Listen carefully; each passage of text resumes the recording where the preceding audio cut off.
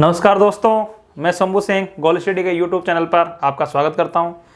दोस्तों, पिछले वीडियो से हम पढ़ते आ रहे हैं भारत के प्रधानमंत्री। पिछले वीडियो में आपने पढ़ा था भारत के प्रथम प्रधानमंत्री जवाहरलाल नेहरू के बारे में, उनकी पूरी जीवनी के बारे में अपन ने अध्ययन किया है। ठीक है दोस्तों, तो उसमें से एक भी प्रश्न आपके बाहर नहीं जाएगा। आज हम बात कर रहे हैं नेक्स्ट जवाहरलाल नेहरू के बाद में भारत के कौन प्रधानमंत्री बने। देखिए, पिछले वीडियो में आपने बात की थी जवाहरलाल नेहरू ऐसे प्रधानमंत्री थे जिनकी पद पे रहते हुए मृत्यु हो गई। तो जब उनकी पद पे रहते हुए मृत्यु हो गई तो अब प्रधानमंत्री किसको बनाया जाए।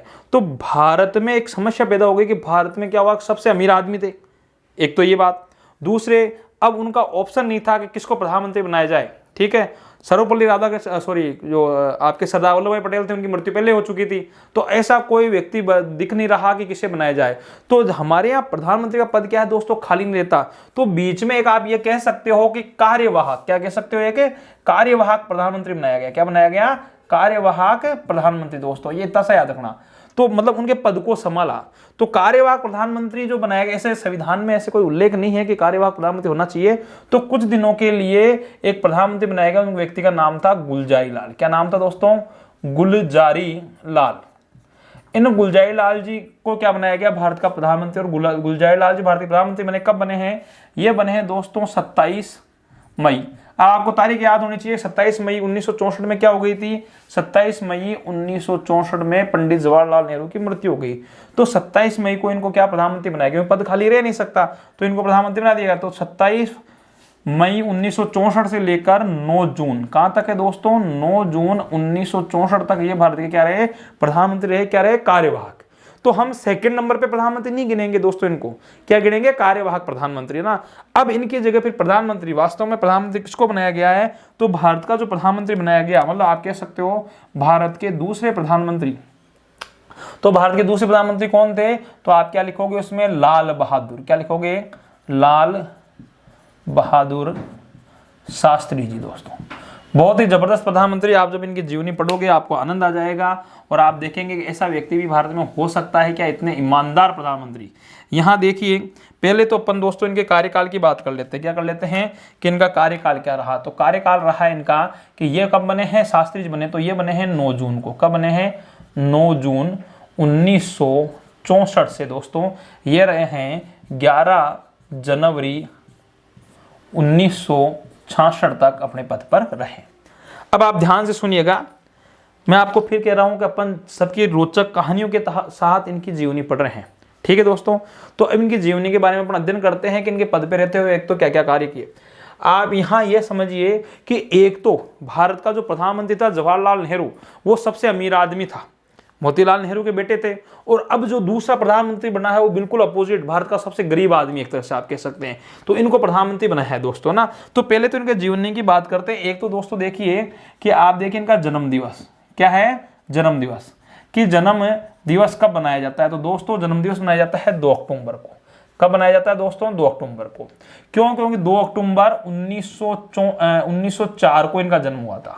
कब हुआ था? 1904 के अंदर 2 अक्टूबर 1904 को इनको जन्म हुआ। इसी कारण हम 2 अक्टूबर को इनका क्या है? जन्म दिवस मनाते हैं, शास्त्री जयंती बोलते हैं। क्या बोलते हैं? शास्त्री जयंती।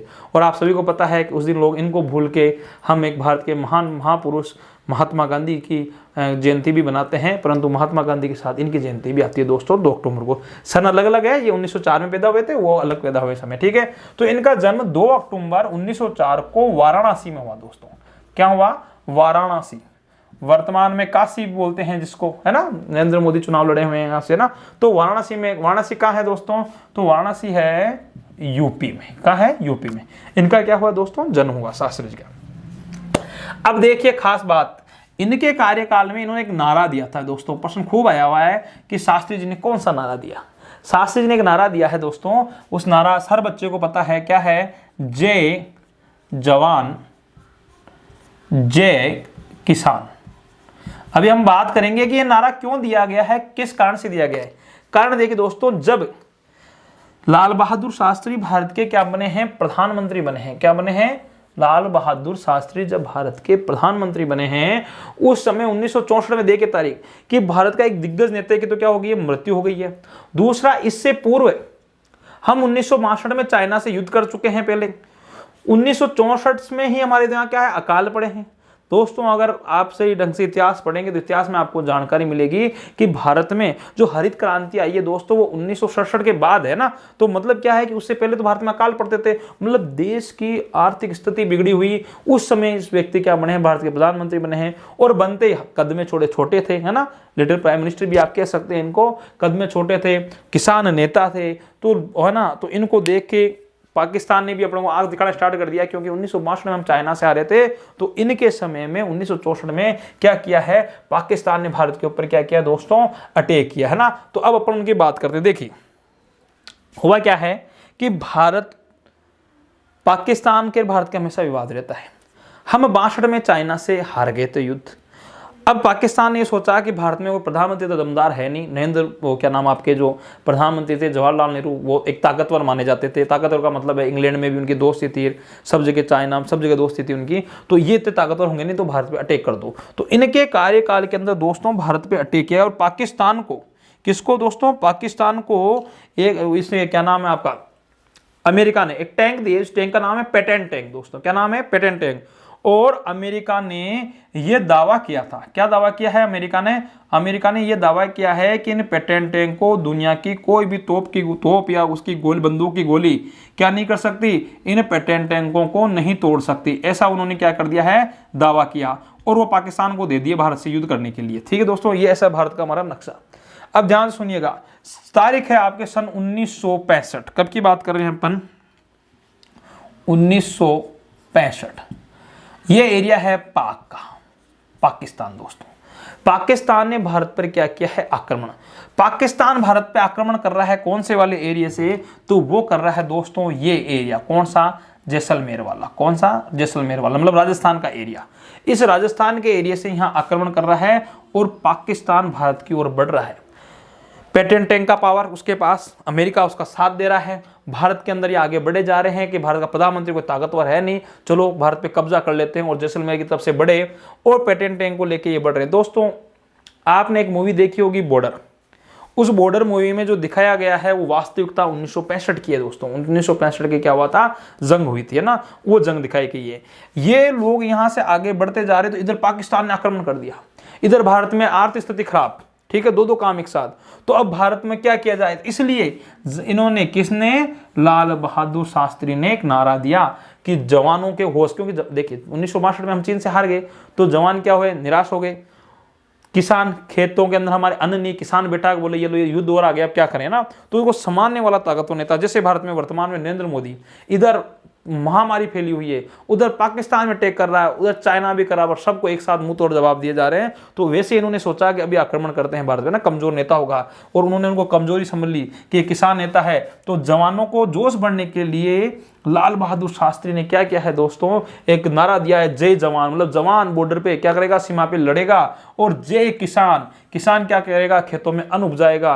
तो दोस्तों इससे क्या हुआ, किसानों में भी जोश आ गया और जवानों में जोश आ गया। जिस पेटेंट टैंक को दुनिया की कोई भी तोप की गोली, मतलब तोप नहीं उड़ा सकती, बंदूक की गोली नहीं उड़ा सकती, तो ये आगे बढ़ रहे थे, इनको आगे बढ़ते हुए भारतीय सैनिकों ने रोक दिया।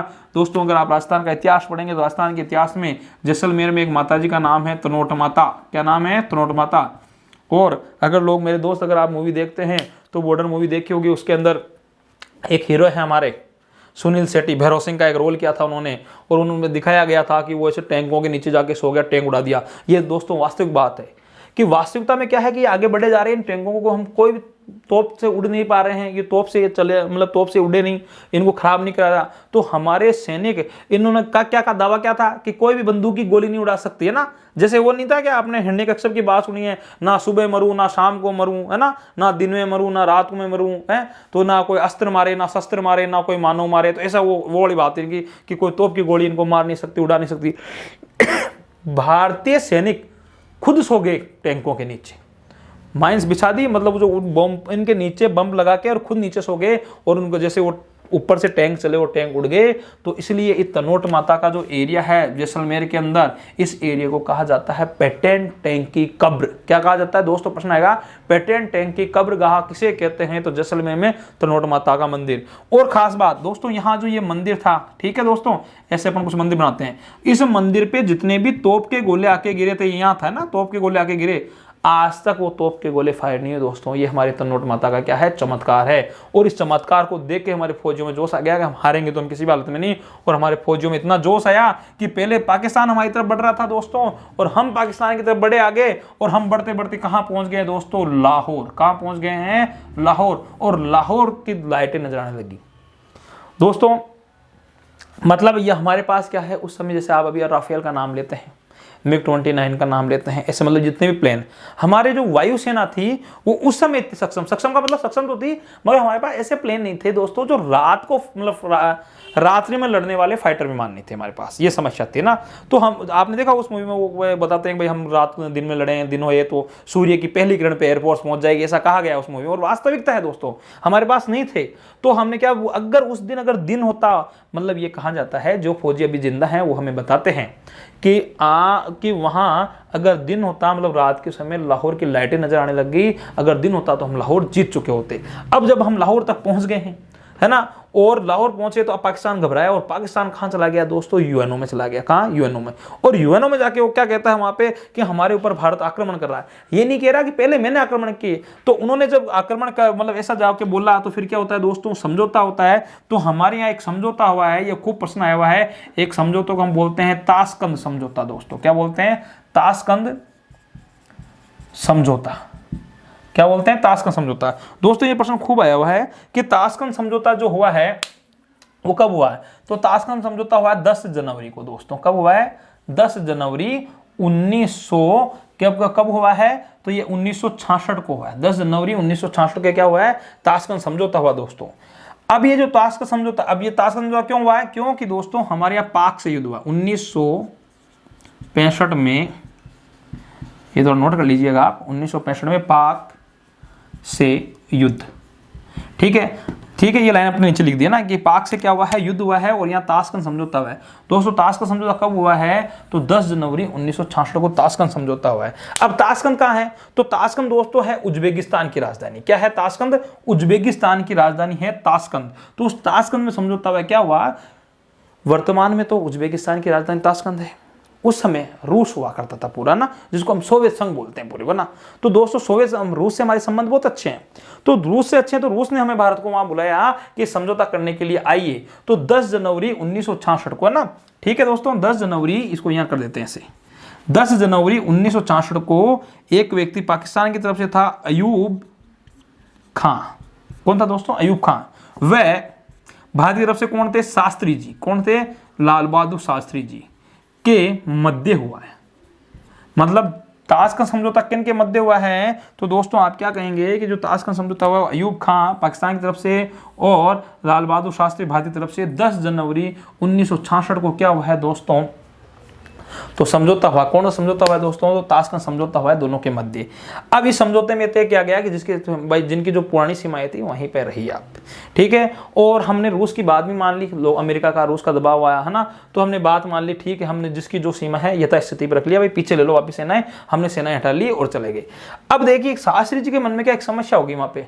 शास्त्री ने वहां हस्ताक्षर तो कर दिए और हमारा जीता हुआ क्षेत्र हमने वापस लौटा दिया पाकिस्तान को। अब आप या मैं, अभी हमारी वर्तमान की जनरेशन है, वो तो ये कहेगी कि शास्त्री जी क्या मूर्ख थे कि हमारा जीता हुआ एरिया उनको वापस क्यों देखा है। शास्त्री जी, हमारा भारत सक्षम नहीं था, रूस हमारा साथ देता है, तो बात मानी हमने, और शास्त्री जी ने सिग्नेचर कर दिया, हस्ताक्षर कर दिए और वो लौटा दिया। शास्त्री जी ने सोचा कि मैं भारत जाके क्या जवाब दूंगा, है ना, और भारत जाके मुझे क्या पूछेंगे लोग, क्योंकि सेना तो नाराज होगी ना। नेताओं को तो वैसे भी सेना गाली बोलती है, भाई सेना के हाथ बांध रखे हैं, ऐसे आते हैं। तो अब उन्होंने क्या, मैं क्या जवाब दूंगा, तो उनके क्या हो गया, वहां हार्ट अटैक आ गया दोस्तों। क्या हो गया, हार्ट अटैक, है ना। तो उनकी क्या हो गई, मृत्यु हो गई दोस्तों। क्या हो गई है, मृत्यु। ये बात और करते हैं दोस्तों, तब तक आप इसका ये बोर्ड पे लिखा हुआ इसका स्क्रीनशॉट ले लीजिए एक बार, है ना, जो भी है पर फिर उसके बारे में आगे बात करते हैं, चर्चाएं करते हैं। ठीक है दोस्तों, स्क्रीनशॉट ले लिया होगा आपने। देख लीजिए कि हम पढ़ रहे हैं लाल बहादुर शास्त्री के बारे में। जन्म दिवस कब आता है, 2 अक्टूबर को। कहाँ हुआ है जन्म, तो वाराणसी यूपी के अंदर इनका जन्म हुआ है। नारा कौन सा दिया है, जय जवान जय किसान का नारा दिया है। ताशकंद समझौता हुआ है, कब हुआ है, 10 जनवरी 1966 में। किस किस के मध्य, पाकिस्तान का अयूब खां और भारत के लाल बहादुर शास्त्री के मध्य। 1965 के अंदर लाल बहादुर शास्त्री के प्रधानमंत्री के कार्यकाल में 1965 में पाकिस्तान से युद्ध हुआ था। इसकी चर्चा हमने यहाँ कर ली है दोस्तों। अब हम इनके बारे में जो प्रश्न आते हैं उनके बारे में अध्ययन करते हैं। यहाँ तक आपने स्क्रीनशॉट ले लिया होगा। अब देखिए प्रश्न किस प्रकार का आते हैं उन पे अपन चर्चा करते हैं। देखिए हमने बात की है कि क्या अभी मैंने क्या कहा कि 10 जनवरी 1966 को क्या किया है, ताशकंद समझौता हो गया दोस्तों। क्या हो गया है, ताशकंद समझौता। अब वहां समझौता करने के बाद क्या समस्या हो गई, समस्या ये हो गई कि वहां पे उनको हार्ट अटैक आ गया, मतलब मृत्यु हो गई। तो 11 जनवरी कब हुई मृत्यु, 11 जनवरी 1966 को उज्बेकिस्तान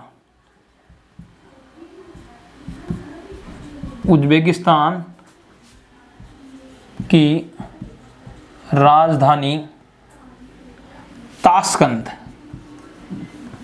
उज्बेकिस्तान की राजधानी ताशकंद में मृत्यु, ताशकंद में क्या हो गई है, मृत्यु हो गई दोस्तों। अब मृत्यु हो गई कहां पे, 11 जनवरी 1966 को। मृत्यु का कारण बताया गया है कि इनको क्या हो गया, हृदयघात, मतलब क्या हुआ, हार्ट अटैक आ गया, और कारण बताया जाता है उन्होंने सिग्नेचर किए उस हिसाब से आ गया, मृत्यु हो गई। तो हमारे लिए क्या प्रश्न हो गया है कि देखिए 2 प्रश्न है, पद पर रहते मरने वाले दूसरे प्रधानमंत्री, आई बात समझ में। पद पे रहते हुए मरने वाले प्रथम प्रधानमंत्री कौन थे, पंडित जवाहरलाल नेहरू। अब क्या बात करें हम, पद पे रहते हुए मरने वाले दूसरे क्या है, प्रधानमंत्री हैं लाल बहादुर शास्त्री। पर यहां इंपॉर्टेंट ये नहीं, इंपॉर्टेंट ये बात है अगली वाली, क्या बात है, विदेश में मृत्यु वाले प्रथम प्रधानमंत्री, ऐसे प्रधानमंत्री जिनकी मृत्यु विदेश में हुई वो कौन है, लाल बहादुर शास्त्री। मतलब प्रथम ही है ना, प्रथम प्रधानमंत्री जिनकी विदेश में क्या हुई है, मृत्यु हुई है दोस्तों, है ना। विदेश में मृत्यु वाले, क्या मृत्यु विदेश में कहां हुई है, ताशकंद के अंदर हुई है। कब हुई है, 11 जनवरी 1966 के अंदर। और क्या है, पद पे मरने वाले क्या कहलाएंगे दोस्तों, दूसरे प्रधानमंत्री कहलाएंगे पद पे मरने वाले। और विदेश में मृत्यु वाले क्या हैं, प्रथम प्रधानमंत्री कौन है, लाल बहादुर शास्त्री की वहां मृत्यु हो गई है। कब हो गई है, 11 जनवरी 1966 के अंदर इनकी वह हो गई है। ठीक है दोस्तों। और खास बात, जब इनकी मृत्यु हो गई तो बाद के अंदर इनको क्या दिया गया दोस्तों, भारत रत्न दिया गया है। प्रथम, क्या कहोगे आप, प्रथम व्यक्ति जिन्हें मरणों उपरांत भारत रत्न दिया गया। मरने के बाद अगर किसी व्यक्ति को भारत रत्न दिया गया है प्रथम बार, तो वो कौन है, लाल बहादुर शास्त्री। आई समझ में। ठीक है दोस्तों। तो प्रथम व्यक्ति जिन्हें मरणोपरांत भारत रत्न दिया गया कौन है, लाल बहादुर शास्त्री। इनका दोस्तों जो समाधि स्थल है, समाधि स्थल, प्रश्न आएंगे आपके मिलान करने के, किस लाल बहादुर शास्त्री के समाधि स्थल को क्या कहते हैं, इंदिरा गांधी के समाधि स्थल को क्या कहते हैं से।